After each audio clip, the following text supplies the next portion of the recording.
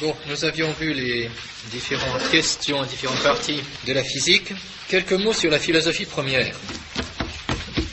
Bon, je vous disais donc que l'existence de cette philosophie première présuppose en définitive que nous ayons démontré qu'il existe des réalités qui ne sont pas matérielles. Et cette philosophie première a quelque chose d'un peu spécial par rapport aux autres. Elle a beaucoup de choses spéciales, mais en particulier ceci. En particulier ceci. C'est que toute science, tout raisonnement présuppose des principes. Tout raisonnement présuppose des principes. Bon, dans la physique, même en mathématiques, on s'appuie sur des propositions, des principes, c'est-à-dire des propositions qui ne sont pas démontrables, qui ne sont pas démontrées par la science elle-même. Bon, en mathématiques, il y a des axiomes qu'on ne démontre pas,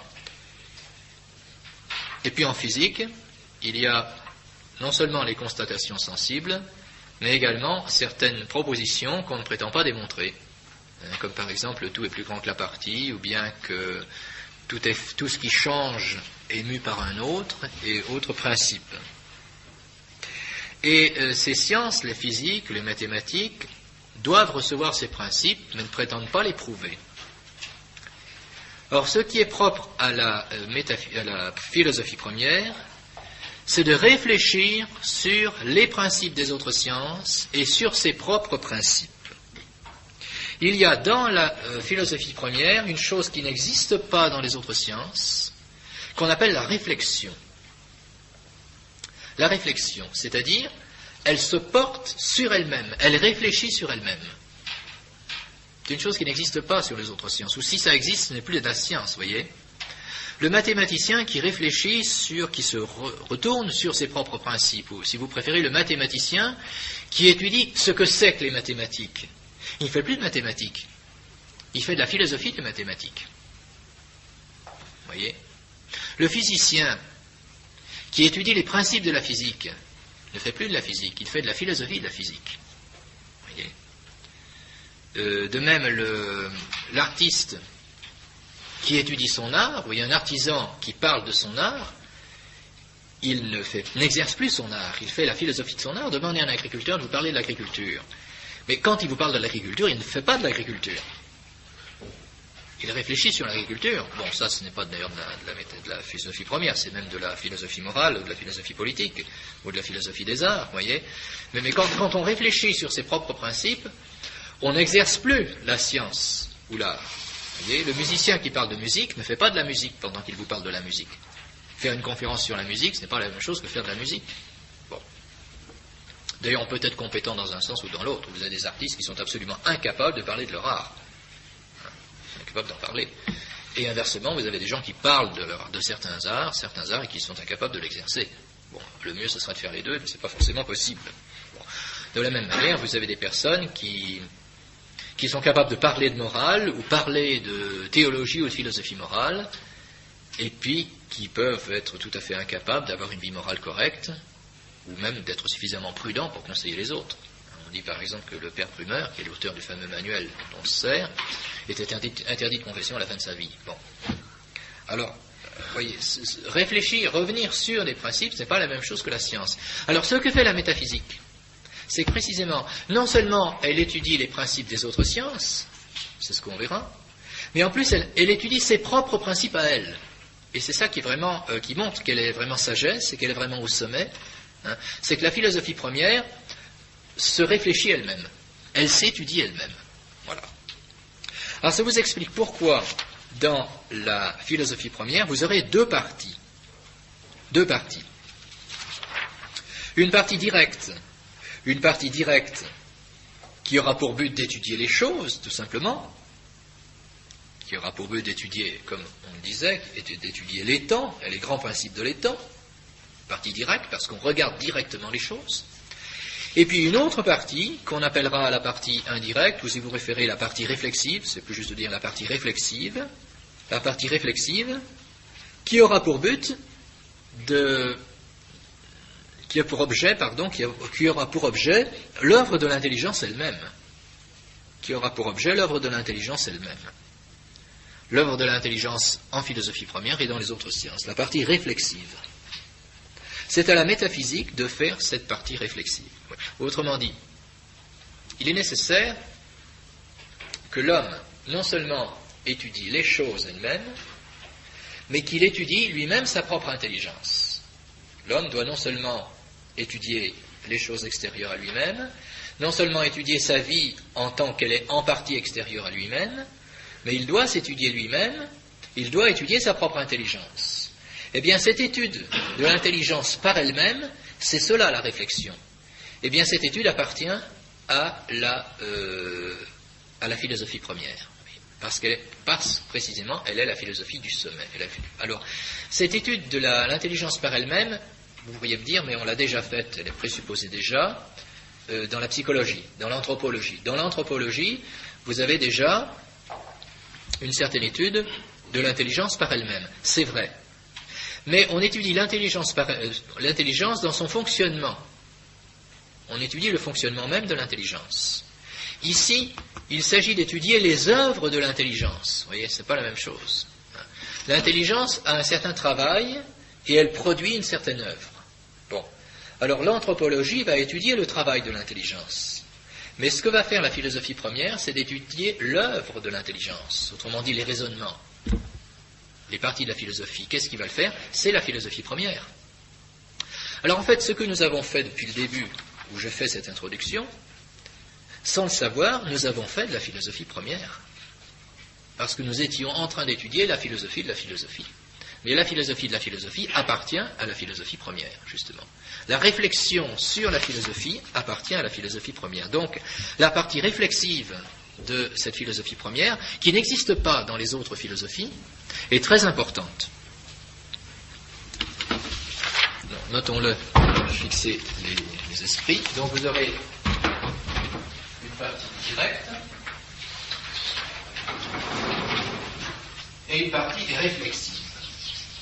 Cette partie réflexive elle-même va comporter deux autres parties.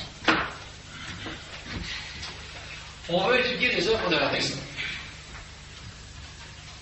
Or, il y a deux aspects dans les œuvres de la raison, deux aspects qu'on peut étudier. C'est les rapports de la raison à la réalité et les rapports des œuvres de la raison entre elles. Vous voyez ? Dans un premier temps, on peut étudier le rapport qu'il y a entre ce que nous pensons et les choses. Et c'est ce fameux problème qu'on a déjà rencontré d'ailleurs dans la philosophie grecque, au temps des sophistes et des sceptiques, qui a été résolu par Socrate et par Aristote, à savoir le problème de la vérité de la connaissance. Est-ce que je peux connaître les choses? Est-ce qu'il est possible de connaître les choses? Est-ce que les sens nous trompent? Est-ce que notre intelligence nous trompe? Ou est-ce que ce que nous pensons existe réellement? Donc ce rapport de l'intelligence aux choses, c'est un premier aspect. C'est l'ordre de l'être, l'ordre de l'étant dans la raison, aux choses. L'ordre de l'étant dans la raison, l'ordre de l'étant qui est dans la raison, vers les choses. Et cet ordre, il faut le dire, on le verra, vous le verrez en philosophie première, est un ordre naturel. C'est un ordre naturel, c'est-à-dire que notre intelligence est ordonnée à la connaissance des choses. Et nous ne pouvons rien changer. Nous pouvons mal nous en servir, c'est autre chose, mais de soi, l'ordre de l'intelligence aux choses est un ordre naturel. C'est ce qu'on appelle la critériologie. Ce qu'on appelle la critériologie, critère veut dire juger. C'est-à-dire vérifier. En l'occurrence ici, vérifier que notre intelligence est conforme aux choses. Nous verrons en quel sens. Enfin, vous verrez dans cette année en quel sens. C'est l'ordre de l'étant qui est dans la raison vers les choses. Et c'est un ordre réel. Il y a un rapport de l'intelligence aux choses. Il y a un autre aspect. L'autre aspect, c'est l'ordre des choses dans la pensée. L'ordre des choses qui sont dans la pensée. C'est l'ordre. Mais, il faudrait peut-être mettre au pluriel alors, ordo pensium in ratione ad indicem. C'est-à-dire les uns envers les autres. C'est l'ordre entre les choses que l'on pense. L'ordre entre les objets qui sont dans la pensée. C'est-à-dire l'ordre de processus de la raison. Et ça, en définitive, on en a déjà parlé. Qu'est-ce que c'est? C'est la logique. Seulement voilà, la logique ici, elle est faite d'un autre point de vue. La logique, comme préambule à la philosophie, avait un point de vue pratique. Il s'agissait d'apprendre à se servir de l'intelligence. Un point, c'est tout. Ici, c'est un but spéculatif. Il ne s'agit pas d'étudier l'ordre dans la raison pour apprendre à s'en servir, mais pour le connaître en tant que tel. C'est ce qu'on peut appeler la logique, et la logique théorique. La logique théorique ou spéculative. C'est la logique théorique ou spéculative. Alors cet ordre, il faut le dire ici, c'est un ordre naturel, parce que ça vient d'un être des choses. Ici, c'est un ordre artificiel. C'est un ordre artificiel parce que c'est l'ordre que nous plaçons dans nos choses, dans nos objets de connaissance. C'est les ordres du raisonnement. Alors c'est ce que nous voyons en logique. Seulement ici, on l'étudie en soi, pour soi-même, comme objet de connaissance, non pas seulement pour apprendre à s'en servir. Alors dans cette partie, il est bien évident qu'on répète ce que l'on fait en logique. Seulement on le répète en donnant les raisons. En logique, vous apprenez à vous servir du raisonnement.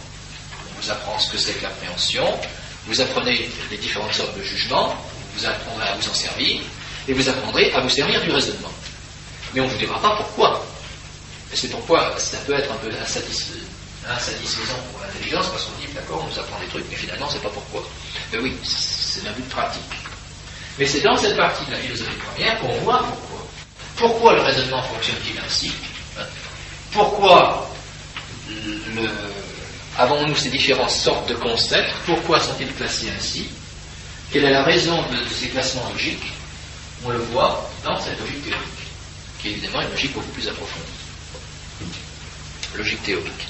Alors il y a un petit problème de vocabulaire, c'est que souvent, cette logique pratique que vous étudiez au début de la philosophie s'appelle souvent logique formelle. Et que celle-là s'appelle logique matérielle. Parce que, en fait, dans la logique que vous étudiez, en première année, cette logique pratique, la logique formelle a une importance prépondérante. Tandis qu'ici, la logique matérielle a une importance prépondérante.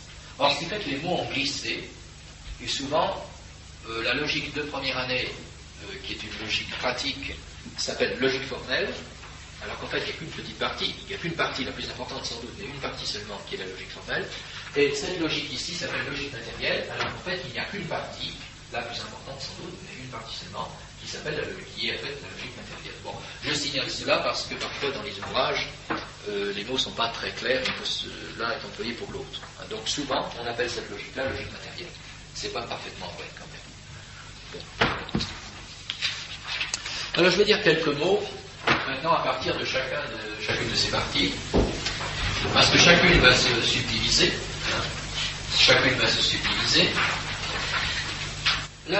La première philosophie directe. Cette première philosophie directe est elle-même subdivisée en deux parties. Elle est subdivisée elle-même en deux parties. Une partie inductive, inductiva, une partie inductive et une partie déductive. Une partie inductive, ou encore qu'on appelle la voie de découverte, via inventionis, la voie d'invention, ou si vous préférez la voie de découverte, tandis que celle-ci s'appelle la voie de jugement. La voie de jugement, ou encore de sagesse. La première partie est une partie inductive, ou encore une partie, la voie d'invention. Qu'est-ce que ça veut dire? Cette première partie directe, qui regarde les choses, partie inductive, elle signifie qu'on découvre les principes des choses. On découvre, on regarde et on trouve. C'est une partie où on ne fait pas, en général, on ne fait pas de démonstration. On utilise des démonstrations éventuellement pour s'aider, pour aider l'intelligence. Pour certains aspects annexes, on est obligé de démontrer. Mais fondamentalement, il ne s'agit pas de démontrer, il s'agit de regarder, d'apprendre à regarder. La difficulté de la métaphysique, on appelle ça la métaphysique aussi, je ne sais pas pourquoi historiquement, ce n'est pas tellement des raisonnements. Ce n'est pas que les raisonnements sont difficiles. C'est simplement qu'il y a des choses à découvrir par un regard d'intelligence. Et ça demande un effort d'abstraction très spécial et très difficile. Voilà. C'est une voie de découverte, il ne s'agit pas de démontrer, il s'agit de voir, de trouver.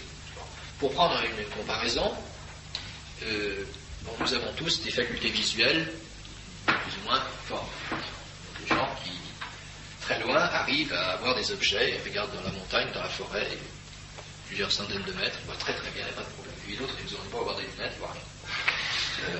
On peut avoir une vue plus ou moins aiguë. Bon. Eh bien, dans l'ordre métaphysique, c'est un peu la même chose. Il y a des choses qu'on voit pas. Alors, le but du cours de philosophie première, qui n'est pas celui de cette année, celui de l'année prochaine, le cours de philosophie première, c'est d'apprendre à voir. Alors, ça marche plus ou moins, selon les individus. Bon. Mais essentiellement, ce n'est pas de démontrer des choses, vous voyez. C'est la différence des mathématiques. En mathématiques, je dirais, on pose des axiomes, et puis on démontre. Là, pas du tout. Il s'agit de découvrir. Il s'agit de regarder la réalité et de découvrir les principes. Bon. C'est pour ça qu'on appelle voie inductive, ou invention, découverte. Alors, qu'est-ce qu'on découvre Eh bien, on découvre d'abord, je résume un peu les résultats les plus importants, mais vous les verrez, rassurez-vous, vous verrez. On découvre ce que sont les choses en tant qu'elles sont. Qu'est-ce qui existe? Bon, on peut trouver la question en physique, c'est déjà vu. Mais je dis en métaphysique ou en philosophie première. Qu'est-ce que sont les choses en tant qu'elles sont? Qu'est-ce que sont les choses en tant qu'elles sont? Qu'est-ce que c'est qu'une chose en tant qu'elle est? Bon. Une chose en tant qu'elle est, elle peut être ousia ou bien subdélégos. Elle peut être ousia, c'est-à-dire exister en elle-même. Ousia vient de on, qui veut dire qui est le participe présent du verbe être. C'est la chose qui est à proprement parler. Ou bien elle peut arriver à ce qui existe. Bon, par exemple, la couleur blanche. La couleur blanche n'existe pas. Bon, on dirait qu'il y a la peinture blanche, mais non. Bon, la peinture, c'est une certaine ousia qui se trouve avoir la couleur blanche. Bon, c'est ça. Alors, de fait que toutes les choses que nous trouvons en ce monde sont soit des ousiae, soit des subdélégota. Tout simplement. En latin, on a transcrit, et la transcription est plus ou moins heureuse, substantia et aginans. C'est ce que sont les choses en tant qu'elles sont. Qu'est-ce que c'est que la chose en tant qu'elle est? Comment la chose est-elle une et multiple? C'est le problème, c'est également dans ce cadre que se trouve le problème de l'individuation. Qu'est-ce qui fait qu'un individu est un individu? Nous sommes tous des hommes, et qu'est-ce qui fait que nous sommes différents les uns des autres? Fondamentalement. Alors on peut répondre par les caractères psychologiques, par le visage, par les caractéristiques du corps, mais ça c'est périphérique. Mais fondamentalement, qu'est-ce qui fait que les individus de même espèce sont différents? Qu'est-ce qui fait que des arbres de sapins exactement les mêmes espèces, c'est pourtant pas le même? Qu'est-ce qui fait ça? C'est le problème qu'on étudie à cette occasion. Qu'est-ce que sont les choses en tant qu'elles sont? Premier point de vue. Et là, on fait beaucoup de démonstrations, mais qui sont des démonstrations préalables, pour arriver à découvrir, à sentir intellectuellement ce que c'est que la chose en tant qu'elle est. La chose en tant qu'elle est, c'est une luciole, tout simplement. Bon. Le deuxième point de vue, c'est de se demander pourquoi sont les choses en tant qu'elles sont. Pourquoi sont les choses en tant qu'elles sont? Alors je m'explique. Pourquoi existent les choses? Si vous regardez les choses du point de vue physique, pourquoi la chose est en tant qu'elle change? Bon, vous avez de multiples réponses. Pourquoi y a-t-il des arbres pour produire des fruits? Pourquoi les opérations de l'animal? Eh bien, pour continuer pour la perpétuation de l'espèce, etc., etc. Bon, on étudie ça en physique. Bien. Mais les grandes questions fondamentales de la physique dont je vous avais parlé, la question ex quo, a quo, quid et ad quid. Alors ces grandes questions, vous les retrouvez en philosophie première. Seulement la question ex quo, comme c'est la matière, en philosophie première, vous ne vous en occupez pas. Bon. La question a quo, c'est-à-dire ce qui fait la chose. Comme c'est en philosophie première, vous ne vous en occupez pas, il reste que ces deux questions. Alors, qu'est-ce que sont les choses en tant qu'elles sont? C'est Lucia. Mais à quoi sont les choses en tant qu'elles sont? Non pas en tant qu'elles deviennent, mais le plus fondamentalement possible en tant qu'elles sont. Eh bien, c'est l'acte. Bon, je le mets en latin alors cette fois, directement actus. Ce vers quoi est la chose en tant qu'elle est, c'est l'acte. Et ce par quoi elle est ordonnée à l'acte, c'est ce qu'on appelle la puissance. Potentia en grec, c'est dynamisme. Alors ça donnait dynamique. Vous comprenez, c'est pourquoi. C'est ce par quoi la chose va vers sa fin. Voilà, vers son acte. Autrement dit, dans toute chose, vous pouvez constater qu'il y a deux aspects. Il y a deux états extrêmes dans toute chose qui existe. Un état parfait et un état imparfait. Un état d'attente et un état d'accomplissement. Bon, vous pouvez le voir dans la vie humaine, mais vous pouvez le voir n'importe quoi. Pour un homme ordinaire, vous pouvez examiner deux aspects. L'aspect de désir, de faculté, de capacité, et puis un autre aspect, ce par quoi il est heureux, accompli, épanoui, etc. Toujours ces deux aspects. Et aucun des deux aspects n'est plus. Un homme possède toujours des désirs, des facultés, des appels, en quelque sorte, et en même temps, il a quand même réussi, bon, il y a des gens qui font tout dans leur vie, mais quand même pas complètement, il a réussi à accomplir un certain nombre de choses, voyez. Mais il y a toujours ces deux aspects. Toujours, et dans toutes les choses, c'est pareil. Et bien sûr, ces deux choses, l'acte et la puissance, ces deux extrêmes, l'acte exprimant la perfection de la chose, et puis la puissance exprimant son attente de cette perfection, vous retrouvez ça en toute réalité, mais, et là c'est là la difficulté de la méthode de la philosophie première, vous le trouvez proportionnellement. C'est-à-dire que, disons là, c'est pas trop difficile, c'est une question, la question de la substance et de l'accident, pas trop difficile à comprendre. Bon, je vous donne un exemple très simple, vous voyez, c'est pas difficile à comprendre. La substance, c'est la chose qui existe, et puis l'accident, c'est comme par exemple la couleur, qui n'existe pas en elle-même. Bon, l'acte et la puissance, c'est beaucoup plus difficile. Et c'est la métaphysique, et surtout là, c'est encore un peu de la physique. Mais là, c'est vraiment de la métaphysique ou de la philosophie première.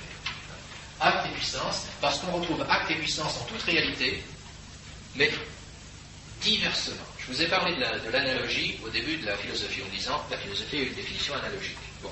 Et bien là c'est un cas typique d'analogie. Parce que l'acte et la puissance, c'est par exemple, le concept, la pensée, l'acte de pensée, la conception que nous avons dans l'esprit, c'est un acte, et l'intelligence, c'est une puissance. Bon, exemple. Autre exemple, le corps est une puissance, l'âme est un acte. Autre exemple,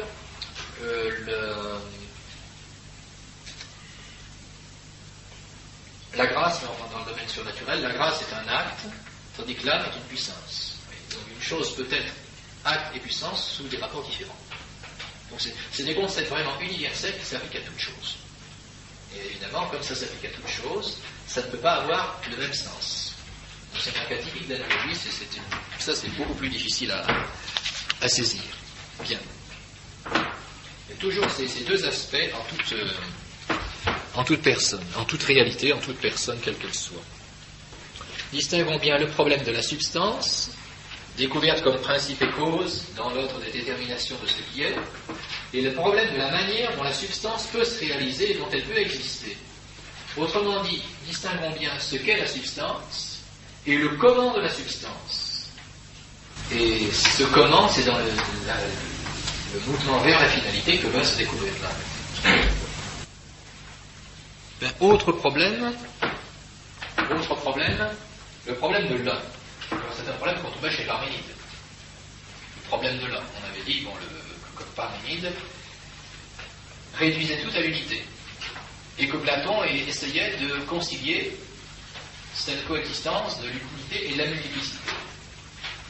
Eh bien, on étudie effectivement le problème de l'un et du multiple, en tant qu'il est. Qu'est-ce qui fait que les choses sont une et multiples en tant qu'elles sont? L'expérience première que nous avons, c'est l'expérience de la multiplicité. Nous constatons que les choses sont multiples. Mais nous trouvons dans les choses quand même une certaine unité. Eh bien, c'est cette perception de l'unité et de la multiplicité qui est à l'origine d'un troisième aspect de la philosophie première. Et puis, en conclusion de cet examen de la philosophie de la partie inductive, eh bien, nous trouvons en conclusion, et ça c'est plutôt une conclusion, le problème de la personne humaine. Qu'est-ce que c'est que la personne humaine? Je ne parle pas du problème politique, du problème moral. Je parle de la nature foncière de la personne humaine. C'est la conclusion de la partie inductive ou de la partie découverte, la voie d'invention. Alors il faut bien observer, je ne dis pas que dans cette partie il n'y a pas des déductions, il n'y a pas des syllogismes, des raisonnements, mais la démarche générale est une démarche de découverte, une démarche d'induction. On va à la recherche de choses qu'on ignore. Et comme je vous l'ai dit au début, le plus difficile, c'est pas de trouver les réponses, c'est de trouver les questions, c'est de se poser les questions. Le drame aujourd'hui de nos contemporains, c'est qu'ils ne se posent plus de questions. Ils vivent dans une espèce de routine, de sommeil de l'intelligence, donc on ne se pose plus de questions, ou du moins on se pose les questions les plus élémentaires, les plus matérielles, les plus biologiques, mais on n'arrive plus à se hausser au niveau des questions de philosophie. Et tout le problème dans cette partie, ce sera de s'élever jusqu'aux questions. Une fois qu'on a compris les questions, c'est pas difficile de comprendre, c'est d'arriver à comprendre le problème. Autrement dit, pour quelqu'un qui n'arrive pas à se hisser à ce niveau, eh bien tout le discours que l'on fait est un discours incompréhensible. On parle de choses qu'on ne comprend pas, on ne voit pas du tout le problème, on a l'impression de se poser des questions, des problèmes qui n'existent pas. C'est parce qu'on n'est pas arrivé à se hausser au niveau de ces questions. Cette partie, évidemment, le point de départ de la métaphysique, le point de départ de la philosophie première.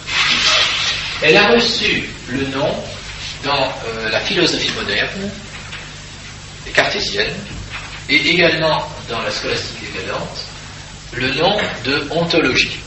Donc, le terme de, je le signale à cette occasion, le terme de ontologie a été inventé par Leibniz, donc un philosophe moderne, bien sûr, dans la ligne cartésienne, et il a été récupéré par certaines scolastiques. On se demande qui a récupéré qui d'ailleurs. Bon, on pourrait se demander. Et alors, je ne vois pas pourquoi on se sert de ce terme-là, qui n'est pas un grec. Il n'existe pas. Et d'ailleurs, ça tend à séparer la métaphysique, la philosophie première, en plusieurs parties, alors, de manière qui est exagérée. Comme s'il y avait une métaphysique spéciale et une métaphysique générale, c'est pas du tout ce que le caractérise simplement.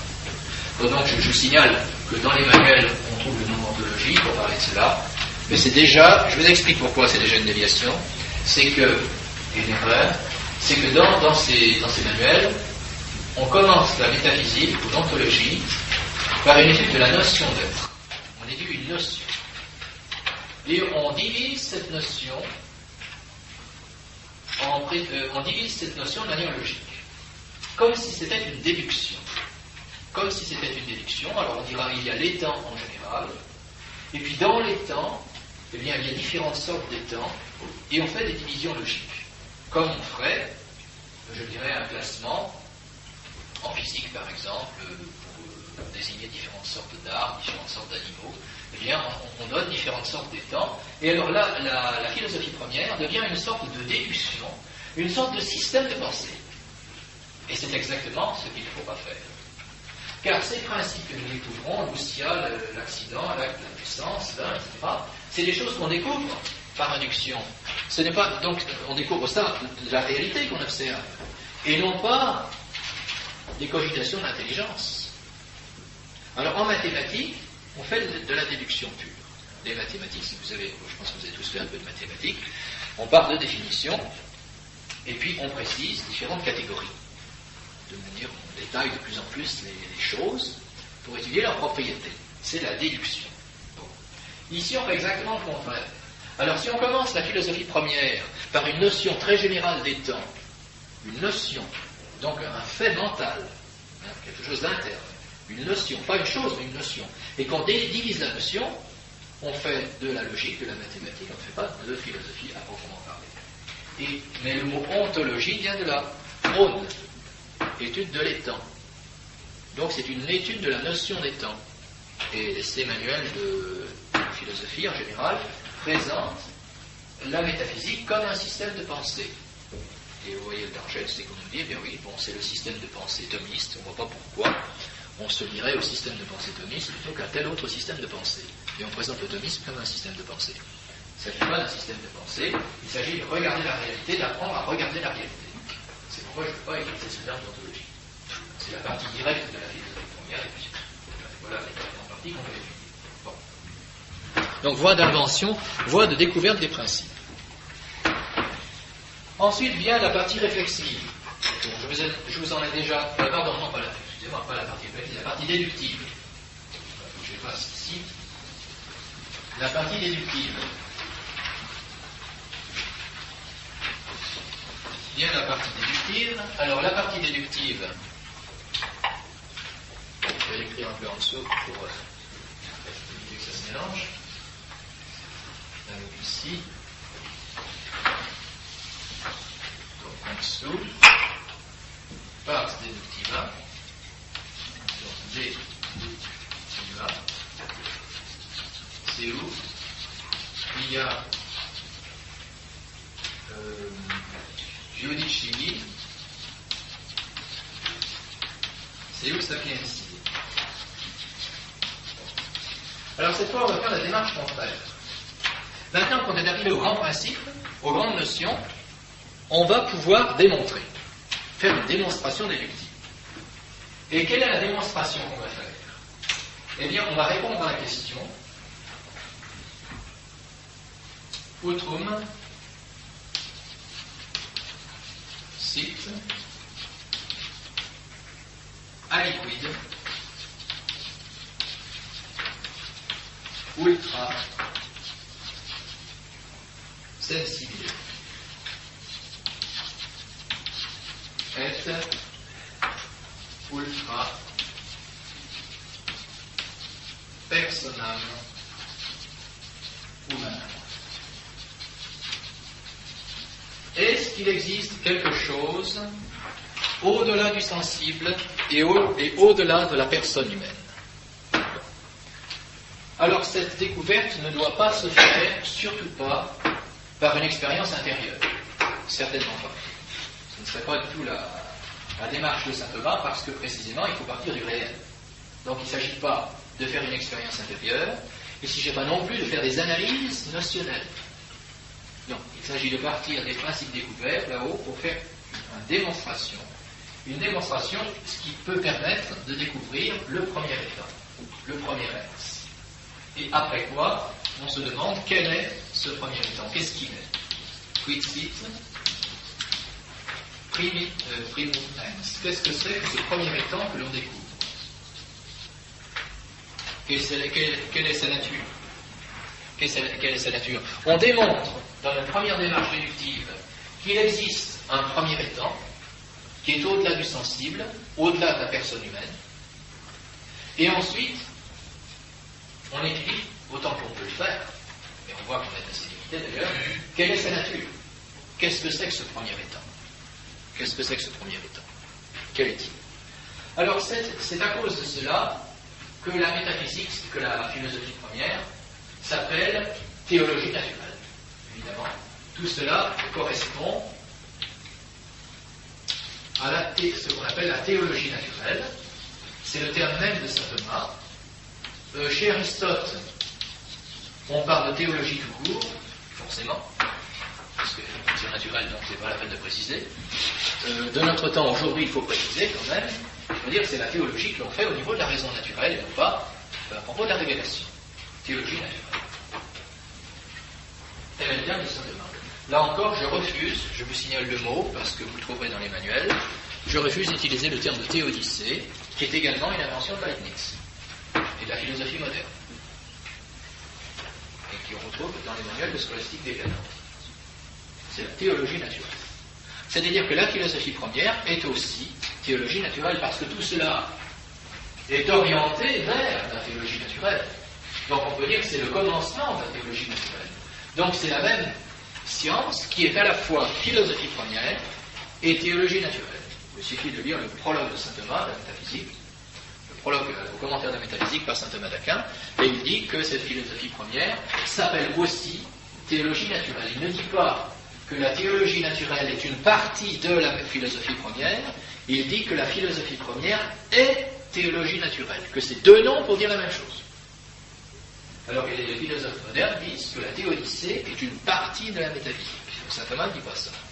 Saint Thomas dit que là, c'est la métaphysique qui s'appelle aussi philosophie première et qui s'appelle aussi théologie naturelle. Voilà, bon, je pense que vous aurez l'occasion de lire et de commenter ce prologue de la métaphysique de saint Thomas. Je ne vais pas le faire, c'est pas notre. C'est dépasse le cadre d'une introduction. Théologie naturelle. Alors, une fois qu'on a trouvé quelle était la nature, qu'est-ce qu'il était ce premier étant, on peut dire certaines choses de lui quand même, bon, qu'il est immatériel, qu'il est immobile, qu'il est infini, qu'il possède toute perfection, etc. Alors après, on peut revenir. Et c'est pour ça qu'on appelle ça voie de jugement ou voie de sagesse. On revient sur les objets qu'on a étudiés en physique pour voir le rapport qu'ils ont à ce premier état. C'est-à-dire qu'on a découvert, on a étudié les choses physiques, les choses de la nature. Après, on a découvert un premier étant qui est immatériel. Eh bien, on redescend. On dit, mais quel rapport y a-t-il entre les deux? Eh bien, le rapport qu'il y a entre les deux, c'est la création. La création, bien sûr. On découvre alors, et on démontre, c'est une démonstration philosophique, que les choses physiques ont été créées par le premier étant. Encore faut-il expliquer son temps par créer, bien sûr. Donc le mot créatio est d'origine biblique, c'est entendu, mais la chose elle-même est philosophique. On démontre philosophiquement, en philosophie première, que les choses sont créées. C'est une chose naturelle qu'on peut démontrer par la raison, sans faire appel à la révélation. Et puis, je dirais, dans le cadre de cette explication de la création, je dirais, on a l'explication ultime de l'être et de la personne. C'est-à-dire, c'est la conclusion. La conclusion, on va donner vraiment l'explication ultime du pourquoi de l'être et de la personne. Donc, ce qu'on a découvert au début, substance, accident, acte, puissance, personne humaine, tout cela va être retraité de nouveau en fonction de Dieu, en fonction du premier état. Donc en fait, dans cette démarche descendante, peut-on dire, cette démarche descendante, cette démarche de sagesse, on va retrouver tous les problèmes qu'on étudie en physique, et toute la question de la naissance, de l'accident, de la puissance, on va retrouver tous ces mêmes problèmes, mais on va les voir du point de vue de Dieu. Alors en pratique, d'un point de vue concret, dans l'enseignement que nous suivons ici, on pense, pour des raisons d'ailleurs de temps, qu'il est plus simple de traiter de cela en théologie sacrée, tout simplement. Voilà. Alors, on traite cela en théologie sacrée, on ne fait pas ça dans les classes de philosophie. Mais en pratique, concrètement, c'est de la philosophie, vous voyez. C'est toute la prima pars de saint Thomas d'Aquin, la somme théologique de saint Thomas d'Aquin, c'est ça. Bon, c'est cela est puissant, pratiquement. Donc tout le traité de saint Thomas d'Aquin sur l'âme humaine, sur les facultés de l'âme humaine, sur le gouvernement divin, etc., tout cela, c'est cette démarche descendante. Et c'est pourquoi, quand on étudie, d'un point de vue philosophique, j'entends bien, la physique et l'anthropologie, bon, la somme théologique peut rendre service, mais il faut comprendre que ce n'est pas du tout la même démarche. Parce que dans la somme théologique, saint Thomas présuppose l'existence de Dieu. Et il explique les choses en fonction de l'existence de Dieu. Alors par exemple, quand il parle de l'âme humaine, et qu'il parle de l'intelligence humaine, comme argument, il donne le fait que l'âme humaine se trouve au bas de l'échelle des substances spirituelles, c'est-à-dire qu'il y a Dieu, les anges, et puis les hommes. Et avec cet argument, il démontre certaines choses au sujet de l'âme humaine. C'est très intéressant, mais on voit bien que c'est dans cette perspective-là. Vous ne pouvez pas utiliser cet argument au début de la philosophie, puisque vous ne savez pas encore que Dieu existe. C'est pourquoi faire la philosophie de l'homme directement dans la somme théologique, c'est une erreur parce que la perspective est différente. Ce qui ne veut pas dire qu'on sait vraiment de la somme théologique, mais il faut s'en servir en faisant la différence, oui. Est-ce que la partie déductive, du fait qu'elle est déductive, est plus facile que la partie inductive? Je dirais une fois qu'on a fait la première, oui. Mais le problème, c'est que si vous essayez de la faire sans avoir compris la première, rien. Alors voilà, c'est donc en fait en pratique, c'est plus facile, mais il faut faire l'effort de la première et pas se dire, bon, de toute façon, maintenant, plus tard, ça sera plus facile. Parce que si on n'a pas compris ce qui se passe, vous voyez, c'est comme c'est déductif. Vous avez des raisonnements. Alors les raisonnements, vous pouvez les apprendre par cœur. C'est pas difficile, mais le problème, c'est que ça sert à rien. Ça ne nous aide pas à comprendre. Si on veut vraiment comprendre les raisonnements de la deuxième partie, il faut avoir fait l'induction. Et c'est là que se situe l'acuité métaphysique, je dirais, elle est là. Effectivement, ça c'est plutôt facile. C'est plutôt facile. Mais ça présuppose qu'on a déjà fait le travail principal. Voilà. Alors donc ceci, c'est la partie directe. Tout ça, c'est la partie directe. Hein. Tout ça, c'est la partie directe, puisque c'est la philosophie première qui s'applique à connaître les choses. Vous voyez. C'est certainement la partie, là, bon, je dirais la dernière partie, en tout cas la plus intéressante, en un sens, bien sûr.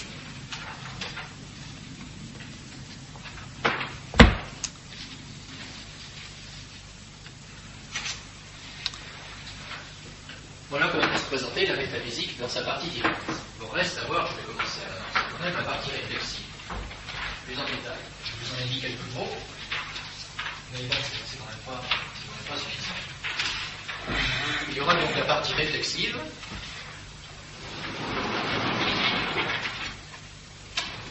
Bon, qui est, je dirais, elle a en un sens un aspect peut-être ennuyeux, parce qu'on n'étudie plus les choses en elles-mêmes, mais on s'étudie soi-même.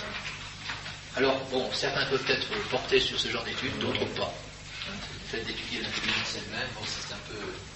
C'est peut-être moins enthousiasmant que d'étudier la nature de tout. Je veux bien croire. Mais c'est... Alors, la partie réflexive, je vous avais dit qu'elle se subdivisait en deux. La critériologie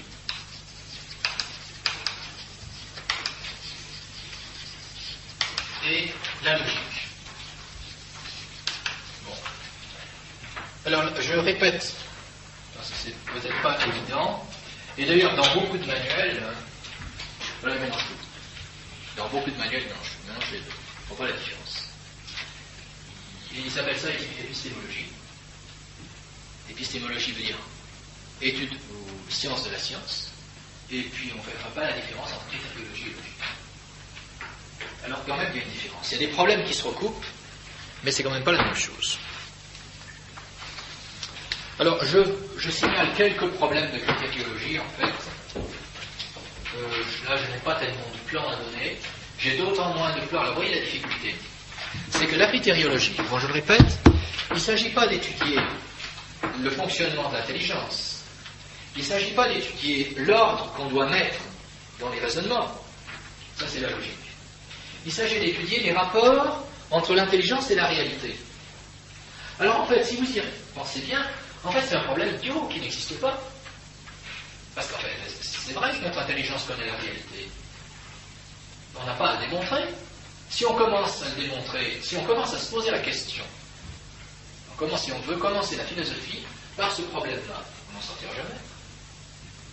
Parce que pour faire une démonstration, vous devez partir d'un principe. Or, si au commencement, vous ne savez même pas si vous avez des principes, vous n'en sortirez jamais.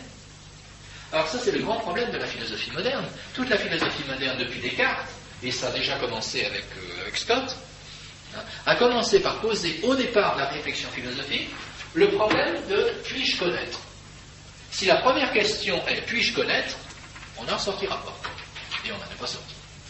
Toute la philosophie moderne, c'est une suite de systèmes qui essayent de répondre à cette question, puis-je connaître, et y compris les systèmes d'ailleurs qui disent qu'ils ne peuvent pas répondre. Bon. Alors, ça ne peut pas être la question de départ, c'est à la fin.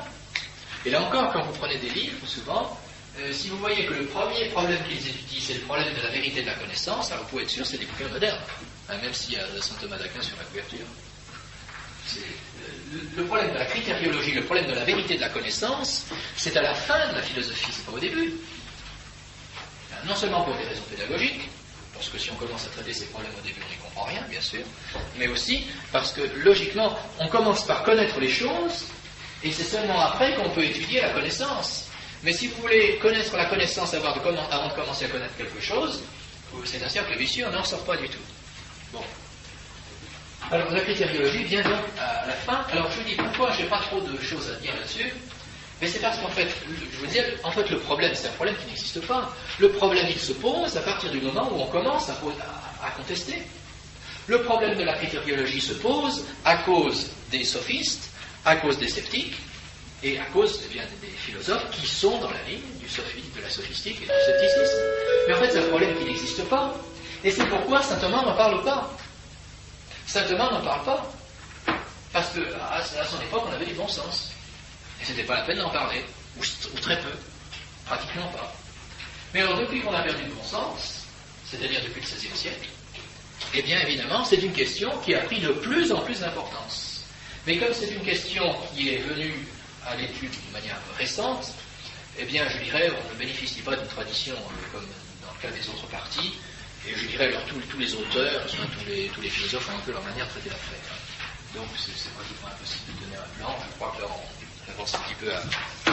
Bon, je pense qu'on peut donner un plan de cours, mais c'est quand même pas aussi clair, aussi évident que pour la logique, ou pour la physique, ou pour d'autres parties.